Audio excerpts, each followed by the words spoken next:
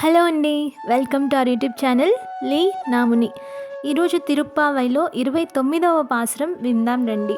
சித்தும் சிறுகாலே வந்துன்னை சேவித்து உன் பொத்தாமர் அடியே போற்றும் பொருள் கேளாய் பெத்தம்மை துன்னம் குலத்தில் பிறந்து நீ குத்தேவல் எங்களை கொள்ளாமல் போகாது இத்தை பறை கொள்வான் என்றுகான் கோவிந்தா எத்தைக்கும் ஏழேழு பிறவிக்கும் உந்தன்னோடு உத்தோமே யாவும் உனக்கே நாம் ஆட்சேவோம் మత్తైనం కామంగల్ మాట్రేలోరెంబావాయ్.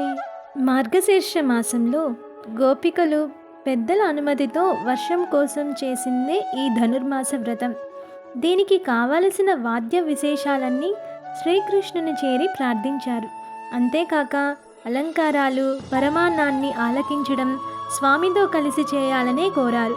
చిట్ట చివరిగా నిత్య కైంకర్యం అనే ఫలాన్ని చేకూర్చమని ప్రార్థిస్తున్నారు. బాగా తెల్లవారకముందే నీ ఉన్న చోటుకి మేమే వచ్చేశాం, నీ పద్మసదృశ పాదాలకు మంగళం పాడడానికి వచ్చామని నువ్వు తెలుసుకో. మా ప్రయోజనం ఏమిటో తెలుసా? పశువుల్ని మేపి అవి తిన్నాక ఆహారం తీసుకునే నువ్వు మా అంతరంగ కైంకర్యాన్ని స్వీకరించి తీరాలి స్వామి. కేవలం పర కోసమే మేము రాలేదయ్యా. ఏనాటికి 7 జన్మలకి నీతో వీడరాని బంధం కలవారం కావాలి. అందుకే మేము వచ్చాం. నీకే సేవలు చేసేవారం కావాలి.